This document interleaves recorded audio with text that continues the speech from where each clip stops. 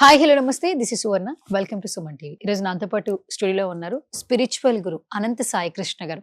Almost చాలా వరకు కూడా స్పిరిచువల్ గా ఏ వీడియో వచ్చినా కమెంట్ చేస్తున్నారు, లైక్ చేస్తున్నారు. సుమన్ టీవీలో స్పిరిచువల్ కి సంబంధించి చాలా క్వశ్చన్స్ కూడా రేస్ చేస్తున్నారు. సో ఈ రోజు స్పెషల్ ఎపిసోడ్ లో చాలా ముఖ్యమైన విషయాలు తెలుసుకుందాం. ఈ మధ్య కాలంలో మనం చూస్తున్నాం, స్ట్రెస్ లైఫ్ లో ప్రతి ఒక్కరికి స్పిరిచువల్ గా ఉండాలని ఉంది. బట్ స్పిరిచువల్ గా వెళితే మన జీవితంలో ఎలాంటి మార్పులు చోటు చేసుకుంటాయి, మనతో మాట్లాడడానికి సాయి కృష్ణ గారు సిద్ధంగా ఉన్నారు. మాట్లాడేద్దాం. నమస్కారం సాయి కృష్ణ గారు. నమస్తే అండి. సో మొదటిగా బేసిక్ గా మనం ప్రతి వీడియోలో కూడా మన నిత్య జీవితంలో మనం ఉరుకులు పరుగులతో మన జీవితం అయితే కొనసాగుతుంది. బట్ ప్రతి ఒక్కరికి అనేది పంచభూతాల మీద ఒక నమ్మకం ఉంది. చాలా వరకు లైఫ్ లో చేంజెస్ తీసుకొస్తుందని ఒక బిలీవ్ ఉంది. స్పిరిచువల్ గా ప్రతి ఒక్క వీడియోలో మనం అందరికి యూజ్ అయ్యే ఇన్ఫర్మేషన్ అయితే ఇస్తున్నాం. ఈ రోజు మెయిన్ గా డబ్బు గురించి తెలుసుకుందాం సార్. అంటే ఉన్నోడికి లేనోడికి కంపల్సరీ డబ్బు అనేది చాలా అవసరం. ఎంత మనం మంచితనంగా ఉన్నా కూడా డబ్బు లేనిదే ఒక అడుగైతే ముందుకు పడదు, ఒక రోజు అయితే మనకు గడవదు. అది అందరికీ తెలిసిన విషయం. బట్ స్పిరిచువల్ గా కొన్ని విషయాలు చూస్తే డబ్బుని ప్రేమించాలి అని చెప్తూ ఉంటారు చాలా మంది స్పిరిచువల్ గురుస్. అసలు డబ్బుని ఎందుకు ప్రేమించాలి? నిజంగానే డబ్బుని ప్రేమించడం వల్ల లాభాలు కలుగుతాయా? నమ్మచ్చా? ఖచ్చితంగా అండి. ఇప్పుడు డబ్బు చాలా మంచిది, నాకు ప్రతి అవసరానికి ఉపయోగపడుతుంది, నాకు ఉన్నటువంటి ఆర్థిక ఇబ్బందులు తీరుస్తుంది అన్నప్పుడు డబ్బు కూడా ఏమవుతుందంటే, ఇప్పుడు మీరు అన్నారు చాలా హ్యాపీగా ఉందని, సేమ్ ఒక వ్యక్తి పట్ల మనం ఎలాంటి వ్యక్తిత్వంతో ఉంటామో డబ్బు పట్ల కూడా అలాంటి వ్యక్తిత్వంతో ఉన్నప్పుడు ఏమవుతుందంటే డబ్బు కూడా మన దగ్గరికి రావడం జరుగుతుంది. ఇప్పుడు మీ పట్ల చూపించిన ఈ వర్డ్స్ మీకు ఏవైతే చెప్పానో, మీరు ఎలాగైతే హ్యాపీగా ఫీల్ అవ్వరో డబ్బు పట్ల కూడా మనం పదే అలాంటి వర్డ్స్ చెప్పినప్పుడు ఏమవుతుందంటే డబ్బు కూడా నిజంగా మన లైఫ్ లోకి రావడం అనేది జరుగుతుంది. దానికే డబ్బును ప్రేమించాలనేది. ఇక్కడ మనుషులు ఏం చేస్తున్నారంటే ఇంటర్నల్ గా డబ్బు కోరుకుంటున్నారు, బయటకు వచ్చే లోపల డబ్బును ద్వేషిస్తున్నారు. నేను ఏం చెప్తున్నా అంటే ప్రతి మూమెంట్, ప్రతి క్షణం మీ దగ్గర నుంచి డబ్బు ఎన్ని రకాలుగా ఖర్చు పెడుతున్నారు, రోజుకి ఎన్ని పూటలు ఖర్చు పెడుతున్నారు, డబ్బు ఖర్చు పెట్టే ప్రతిసారి, డబ్బు మీ దగ్గరకు వచ్చే ప్రతిసారి ఈ విధంగా ప్రేమతో కూడిన వర్డ్స్ డబ్బు పట్ల మనం పలికామనుకోండి, ఖచ్చితంగా డబ్బును మనం ప్రేమించాల్సిన అవసరం లేదు. డబ్బు మనల్ని ప్రేమిస్తుంది, డబ్బు మనల్ని వెతుక్కుంటూ వస్తుంది.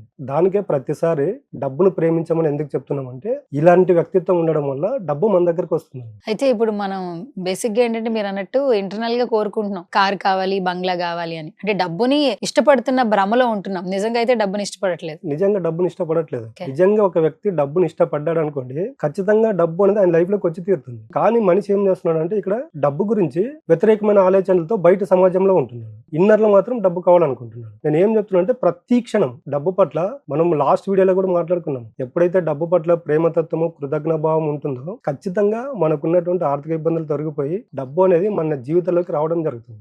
ఓకే సాయి గారు, మీరు ప్రతిసారి చెప్తుంటారు వీడియోలో నాకు డబ్బుని ప్రేమించండి, ఖచ్చితంగా మీకు ఏదో ఒక రోజున మీరు అనుకున్నది సాధిస్తారంటుంటారు. ఈ ప్రేమతత్వం ఉండాలంటారు. అంటే ఆ ప్రాసెస్ ఏంటి? బేసిక్ గా ఏదైనా మనం పని చేసాం అనుకోండి, ఒక ఫార్ములా ఉంటుంది, ఒక విధానం ఉంటుంది. డబ్బును ప్రేమించడం అంటే మన లోపల అనుకోవాలా, విశ్వానికి చెప్పాలా, పంచభూతాలకి చెప్పాలా, ఎలా అసలు ఆ ప్రేమించడం, ఆ ఫార్ములా ఏమన్నా చెప్తారా? ఇప్పుడు చూడండి, ఒక వ్యక్తి ఉదయం జర్నీ స్టార్ట్ అయింది అనుకోండి, నైట్ ఎండింగ్ లోపు ప్రతిరోజు ఒక వ్యక్తి ఎన్నిసార్లు కావాలంటే ఆయన పాకెట్ నుండి డబ్బులు అన్నిసార్లు బయటకు వెళ్తూ ఉంటుంది. బయట మనం ఏది చేయాలన్నా డబ్బుతో కూడుకొని ఉంటుంది. అలాంటప్పుడు నేను ఏం చెప్తాను, లాస్ట్ వీడియోలో చెప్పుకున్నాను, డబ్బు ఖర్చు పెట్టేటప్పుడు బాధపడుతుంటారు చాలా మంది. 100కి 90% పీపుల్స్ ఇలాగా బాధపడుతుంటారు కాబట్టి ఆర్థిక ఇబ్బందులు పడుతున్నారు. అలా ఉండకూడదండి. డబ్బును మనం ఎప్పుడైతే బాధతో, కష్టంతో నా దగ్గరికి రావట్లేదని ఖర్చు చేస్తూ ఉంటామో డబ్బు అనేది అలాగే వెళ్ళిపోతుంది, మన దగ్గరికి రాకుండా. డబ్బును ప్రేమతో ఎప్పుడైతే ఖర్చు పెడతామో మన దగ్గర నుంచి వెళ్ళిన డబ్బు రిటర్న్ గా రెట్టింపై మన దగ్గరకు వస్తుంది. ఓకే, అంటే మీరు చెప్పేదాన్ని బట్టి చూస్తుంటే ఏం అర్థం అవుతుందంటే సార్, ఇప్పుడు ఒక ₹1,00,000 సంబంధించిన బిల్లు వచ్చింది అనుకోండి, అయ్యో 1,00,000 పోతుంది అనే బాధ కాకుండా ఈ 1,00,000 హ్యాపీగా వాళ్ళకి ఇచ్చేస్తే ఇంకొక 1,00,000 యాడ్ అవుతుంది అన్నట్టు ఆనందంతో ఉండాలంటారు. 100% అండి. ఇప్పుడు చూడండి, అది ఎంతవరకు బ్రెయిన్ లోకి వస్తుంది? అదేగా ఇప్పుడు ఆర్థిక ఇబ్బందులకు మెయిన్ మూల కారణం అక్కడే జరుగుతుంది. ఇప్పుడు ₹1,00,000 మీ దగ్గర నుండి పోయింది, ఆ ₹1,00,000 సంబంధించిన మెటీరియల్ మీ దగ్గరకు వచ్చిందా లేదా? అవును. ఆ మెటీరియల్ మీకు ఎన్ని రకాలుగా ఉపయోగపడుతుంది? అది ఆత్మ సంతృప్తి చాలా తక్కువ మందికి ఉంటుంది కదండి. అదేనండి, ఈ విధమైన వ్యక్తిత్వంతో ఉంటేనే డబ్బు మన దగ్గరకు వస్తుంది. ఇప్పుడు మన దగ్గర నుండి డబ్బు బయటకు వెళ్ళిందంటే అది ఏదో ఒక దానికి ఉపయోగకరంగా బయటకు వెళ్ళి ఉంటుంది. ఫ్రీగా అయితే డబ్బు మనం ఎవరికి ఇవ్వం కదా. నేను ఏం చెప్తున్నట్టే డబ్బు ఖర్చు పెట్టేటప్పుడు మనం ఏదో ఒక పర్పస్ పైన ఖర్చు పెట్టింటాం కాబట్టి దానికి మనం కృతజ్ఞత భావంతో ఉండాలి. ఈ విధంగా ఉండాలి. అంటే డబ్బును ప్రేమించడం అంటే ఈ విధమైన వ్యక్తిత్వంతో ప్రేమించాలి. ఓకే, చాలా బాగా చెప్పారు. డబ్బును ప్రేమించాలి, ప్రేమగా ఖర్చు పెట్టినా ప్రేమగా మీ దగ్గరకు వస్తుంది అన్నారు. అవును సరే కొంచెం దీని పక్కన పెట్టి ఒకవేళ ఇప్పుడు నేను డబ్బుని ద్వేషించానే అనుకోండి. అవునండి సో పూర్తిగా ద్వేషించాను. ఏంటంటే ఖర్చులు ఎక్కువైపోతున్నాయి, ఏం సెటిల్ అవ్వట్లేదు, Okay. వస్తుంది వెళ్ళిపోతుంది. చాలా మంది అంటారు శాలరీ పడిందా అంటే ఇప్పుడే వచ్చింది అప్పుడే ఖర్చు అయిపోయింది అంటారు. చాలా మంది నుంచి వింటున్న మాట నేను అది యాక్చువల్లీ. మరి వాళ్ళు డబ్బుని ద్వేషిస్తున్నట్ట? నిజంగానే డబ్బుని ద్వేషిస్తే మనకి నష్టం జరుగుతుందా? డబ్బును ప్రేమగా చూసుకుంటే మీ దగ్గరకు వస్తుంది. ఇక్కడ ఓకే. ఏం చెప్పామంటే విశ్వం అనేది వ్యక్తికి సంబంధించింది కాదు, వస్తువుకు సంబంధించింది కాదు. మీరు వస్తువు పట్ల గాని వ్యక్తి పట్ల కానీ మీరు ఏ విధమైనటువంటి ఆలోచనతో ఉంటారో అదే రకమైనటువంటి రిజల్ట్ అనేది ఈ యూనివర్స్ అనేది మనకి ఇస్తుంది. డబ్బును తిడుతూ ఉన్నప్పుడు డబ్బు మన దగ్గరికి రాదు. ఎలాగంటే ఇప్పుడు చూడండి, ఒక్కసారి నేను మిమ్మల్ని ఒక్కసారి నెగిటివ్ చెప్పినందుకే మీరు నన్ను అవాయిడ్ చేస్తున్నారు.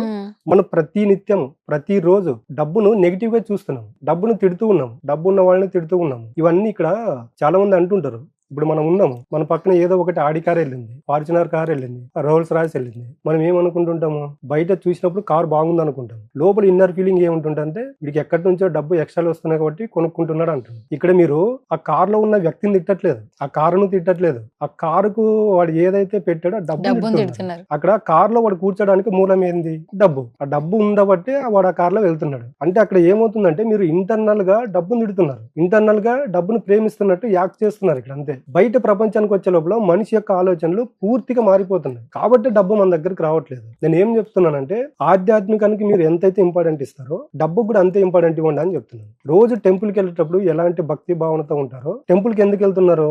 భగవంతుడు మనల్ని చల్లగా చూడాలి, ఆశీర్వదించాలని వెళ్తున్నారు. ఇది కలియుగం.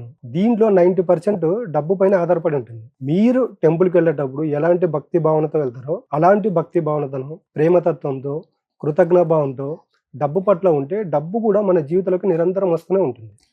లేకపోతే డబ్బును ద్వేషించడం వల్ల ఏమవుతుందంటే, మీరు అడిగారు ఇలా శాలరీ వస్తుంది, ఈ రోజు ఉంటుంది, రేపు వెళ్ళిపోతుంది. మీరు బాగా అబ్జర్వ్ చేస్తే చూడండి, ఈ రోజు శాలరీ వచ్చింది అనుకోండి, నెక్స్ట్ శాలరీ వచ్చేలోపు ఈ మధ్యలో మనం డబ్బు పట్ల విపరీతమైన నెగిటివ్ ఆలోచనలతో ఉంటాం. అలాంటప్పుడు ఏం చేస్తుందంటే యూనివర్స్ అనేది మనం అనుకోకున్నటువంటి ఖర్చులు మనకు దగ్గరకు రావడం జరుగుతుంది. ఈ నెల గ్యాప్ లో మనము ఎక్స్పెక్ట్ చేసిండు అలాంటి ఖర్చులు మన దగ్గరకు వస్తాయి. లేకపోతే అనవసరమైనటువంటి ఇబ్బందులు వస్తాయి మన దగ్గరకు. అంటే మనం ఎక్స్పెక్ట్ చేయం అలాంటి ఇబ్బందులు మన దగ్గరకు వస్తాయి. ఆర్థికపరమైనటువంటి ఇబ్బందులు ఎందుకు వస్తాయంటే యద్భావం తద్భావం. నువ్వు డబ్బుని ద్వేషిస్తున్నావు, డబ్బు ఉన్న వాళ్ళని తిడుతూ ఉన్నావు, డబ్బుని నీకు గౌరవించట్లేదు, డబ్బు పట్ల ప్రేమగా ఉండట్లేదు, కాబట్టి నీ దగ్గరికి డబ్బు రావట్లేదు. దీని అంతటికి మూలం ఎవరు?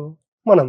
కాబట్టి డబ్బును ప్రేమించడం వల్ల ఇలాంటి మంచి జరుగుతుంది, డబ్బును ద్వేషించడం వల్ల ఇలాంటి నెగిటివ్ అనేది మన దగ్గరికి మనమే తీసుకురావడం అనేది జరుగుతుంది.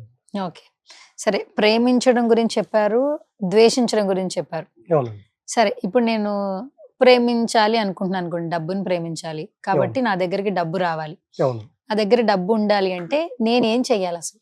ఇప్పుడు చూడండి, మీరు ఒక వ్యక్తి ఉదయం నుండి నైట్ మనము నిద్రపోయే వరకు ఒక వ్యక్తి ఎన్నో రకాలుగా డబ్బును ఖర్చు చేయడం జరుగుతుంది.